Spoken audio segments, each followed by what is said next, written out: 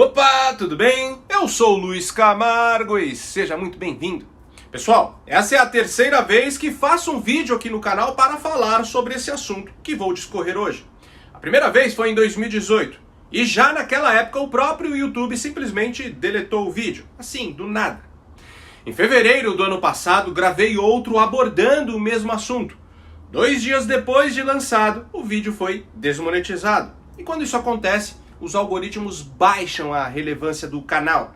Então eu mesmo deletei o vídeo. Mas agora, como o meu canal foi desmonetizado de vez e nenhum vídeo mais gera receita, vou abordar o assunto de novo e vamos ver o que acontece. Já adianto que esse vídeo é tanto para quem, assim como eu, odeia o BBB, como para quem gosta. Porém, se este for o seu caso, você vai pensar pelo menos umas 20 vezes antes de dar audiência para o programa. Bom, como a gente sabe, a Globo está vendendo o almoço para comprar a janta. Mas o que ainda salva a emissora é a audiência do BBB. O programa estava em queda, mas em 2020, até por conta do início da pandemia, que todo mundo ficou em casa, teve uma audiência histórica, ultrapassando os 30 pontos. Em 2021, o feito se repetiu. Ano passado, apesar de ter baixado um pouco a audiência com relação às 2 últimas edições, o programa estreou com 27,6 pontos de média. Já esta última edição teve uma queda drástica. O programa de estreia bateu apenas 22 pontos. Ainda assim, esses números para a televisão brasileira, nos dias de hoje, são estrondosos. Nenhum outro canal consegue atingir esse patamar de audiência. Bom, mas a aprovação da multidão está longe de ser evidência de excelência. Como dizia Nelson Rodrigues, toda unanimidade é burra. O filme mais assistido, o livro mais vendido e a música mais escutada quase sempre são obras medíocres. Basta analisar um pouco a história que perceberemos que a verdade não se comprova por estatísticas. E que é a estupidez e não a sabedoria que é companheira das massas. É claro que não manjo nada de BBB, nunca acompanhei o programa, mas confesso que com todos esses anos de existência, já assisti alguns episódios, o que me faz pelo menos saber do que se trata.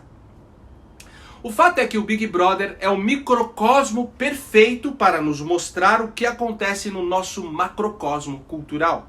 É uma espécie de espelho da nossa cultura contemporânea. Mas não é só isso.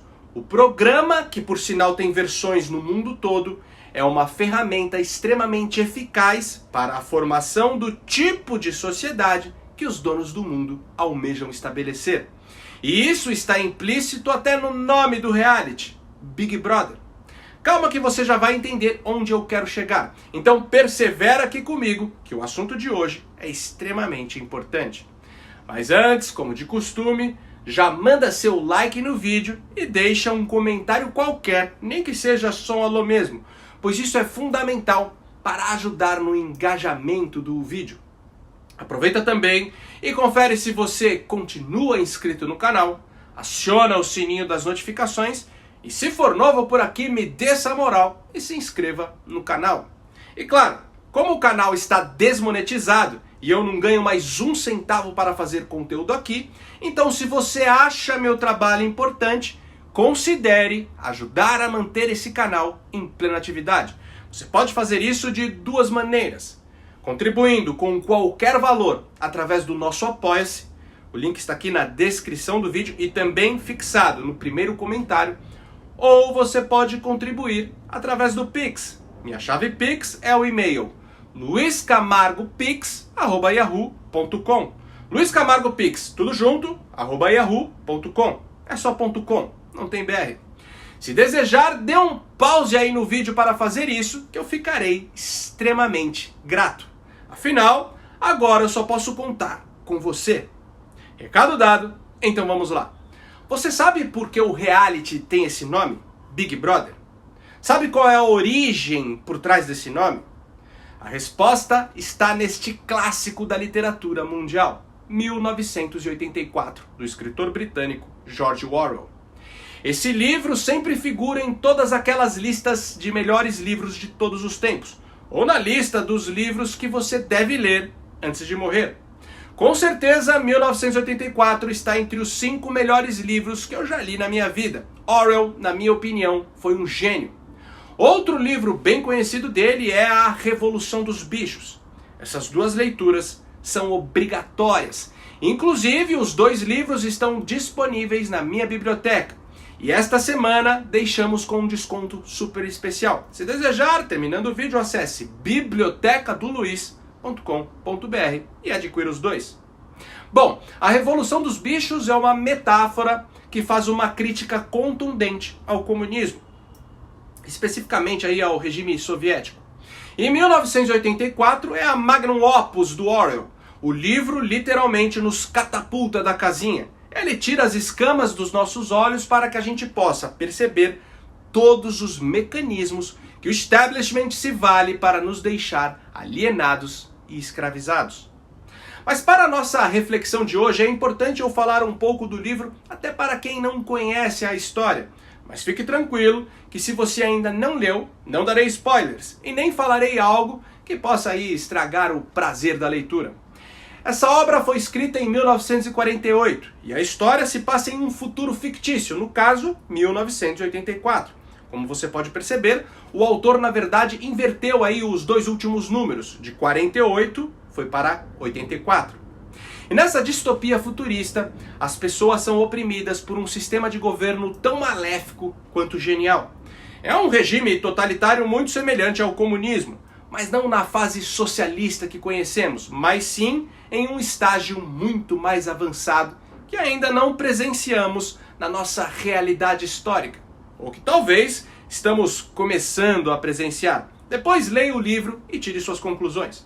Bom, no mundo de 1984, tudo que se passa na vida das pessoas é plenamente estipulado pelo governo. Os empregos que possuem, o que comem, o que consomem, o que fazem no cotidiano e até o que pensam é minuciosamente fomentado pelo regime.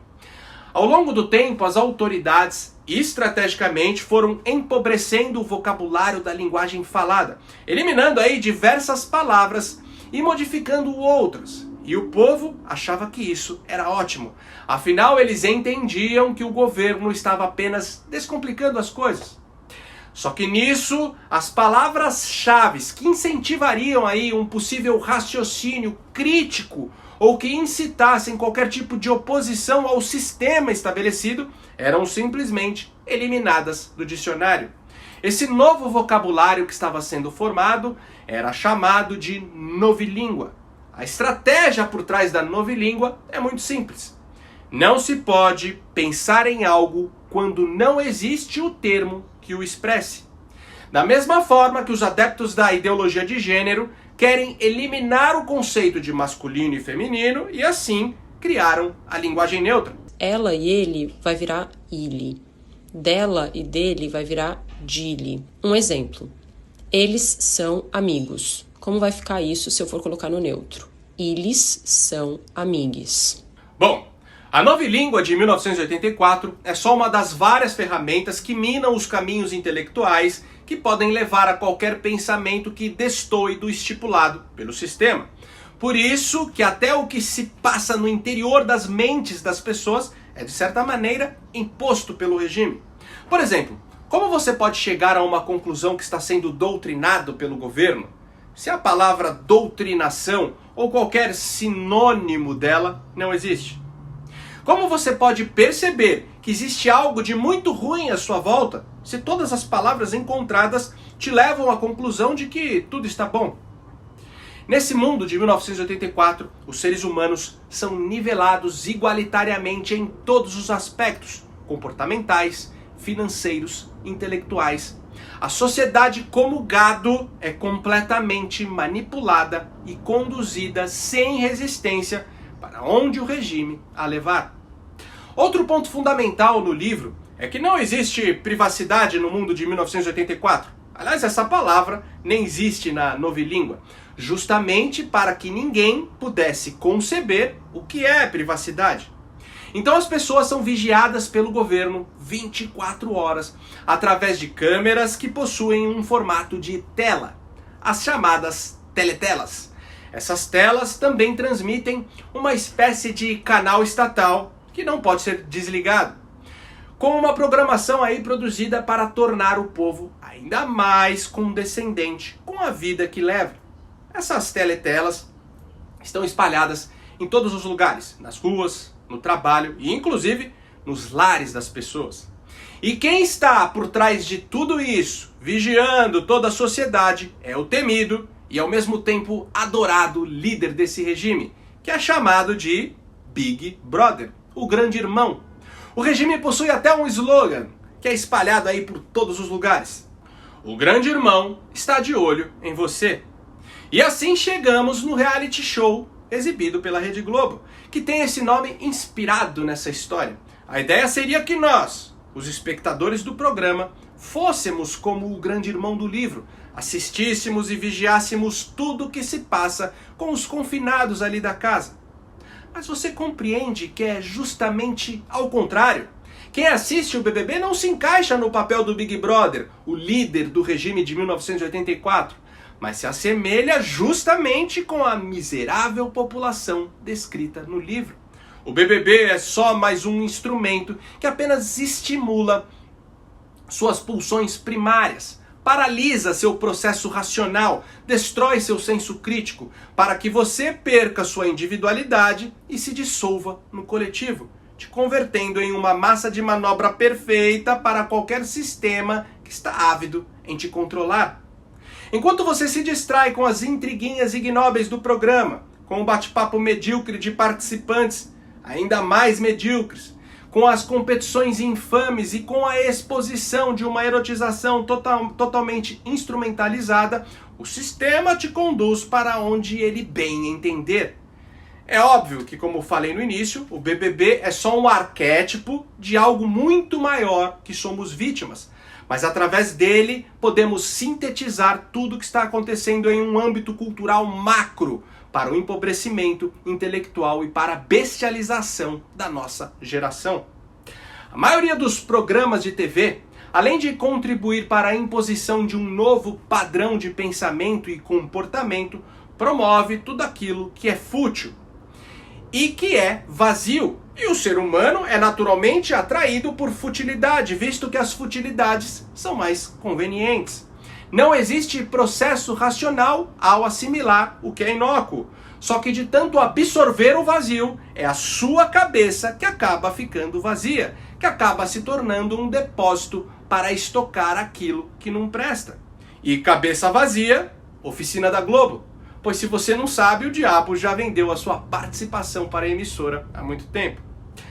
Hoje a maioria das coisas que viram modismo cooperam para sua alienação. TikTok, os stories do Instagram. Já percebeu quantas horas algumas pessoas ficam vendo o dia a dia inútil de pessoas ainda mais inúteis?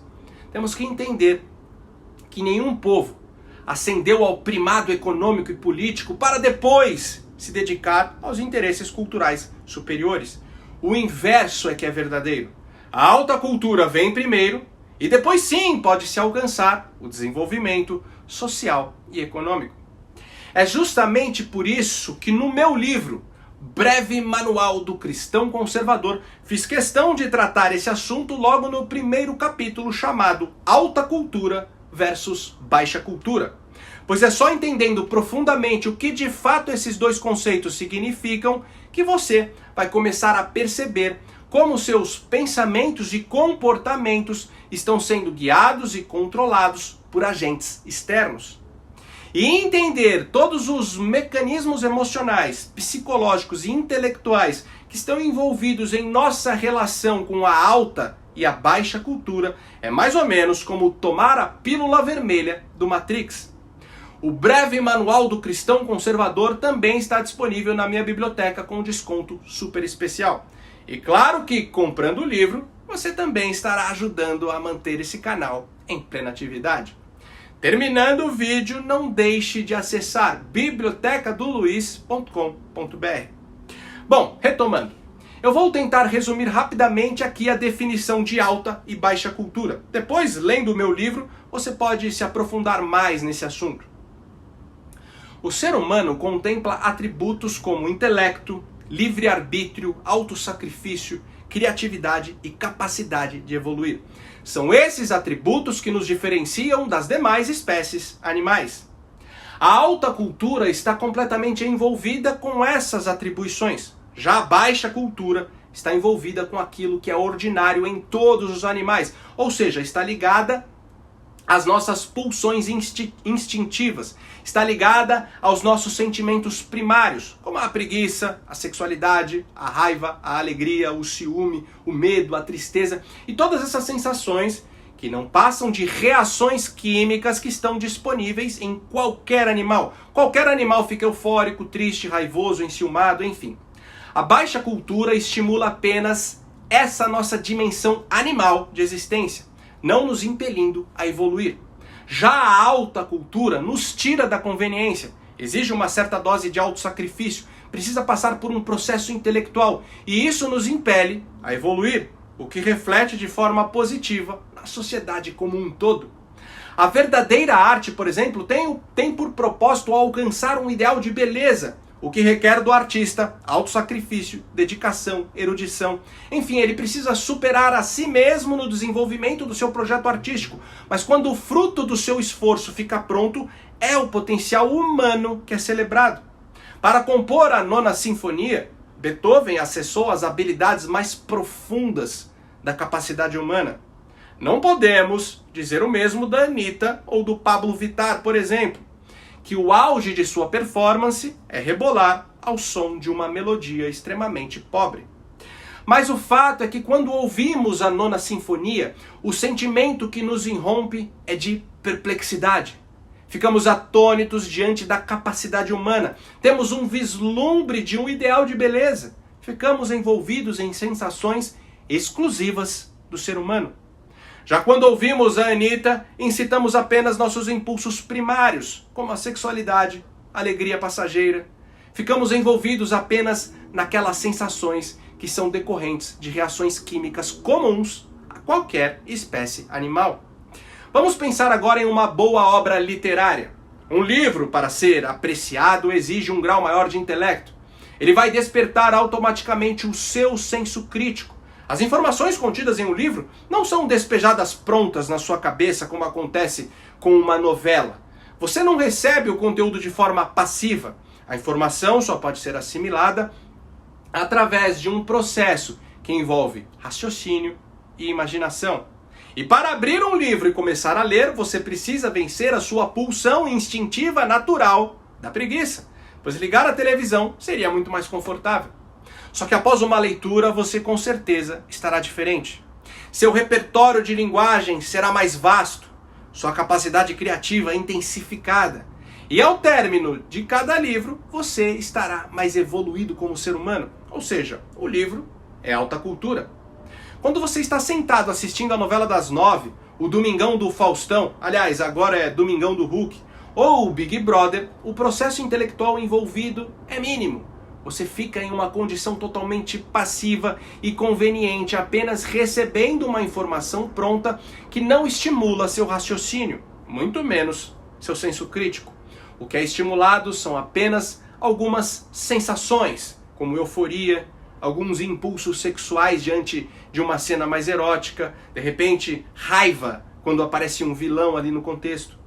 Na hora que a novela ou o programa termina, você continua a mesma pessoa de antes. Nada foi acrescentado para que você evolua como ser humano. Muito pelo contrário, você se limitou apenas nas suas dimensões animais. E com o tempo, você será cada vez mais regredido à condição de bicho, à condição de gado. Exatamente como o Big Brother da ficção do George Orwell, que queria que as pessoas ficassem. O establishment quer o ser humano nivelado por baixo. A igualdade deve ser alcançada em todos os níveis, inclusive no intelectual. E por isso que tudo aquilo que é medíocre, tudo aquilo que poderia ser desenvolvido por qualquer pessoa sem muito esforço, é o que justamente deve ganhar destaque na mídia. Inclusive você nem pode mais pronunciar o termo alta cultura, pois você corre o risco de ser chamado de preconceituoso. você tem que aceitar que não existe arte superior e inferior. Entre o funk e a música erudita, entre o grafite e uma pintura do Salvador Dalí, entre os primorosos movimentos do balé clássico e os dançarinos de pancadão. O politicamente correto nos impele a aceitar que são apenas manifestações artísticas diferentes, merecedoras da mesma relevância. O Estado, com as leis de incentivo à cultura, que agora, com o governo do ex-presidiário, está voltando com tudo, sempre irá fomentar com o seu dinheiro apenas aquilo que não presta. É a peça Macaquinhos, onde os atores ficam no palco, um enfiando o dedo no boga do outro. É a performance onde retardados ficam esguichando tinta com o boga. É o Santander Cultural. É o marmanjo pelado no man sendo tocado por crianças. E a mídia dando relevância apenas para aqueles pseudo-artistas que fazem músicas que apenas incentivam a sexualidade da forma mais abjeta possível. E que não agregam em absolutamente nada. E ainda essa mesma mídia elege esses artistas como a expressão máxima da música popular brasileira.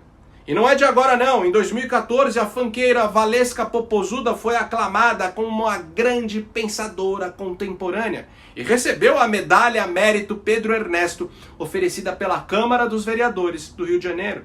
Em 2017, a Anitta foi eleita a Mulher do Ano.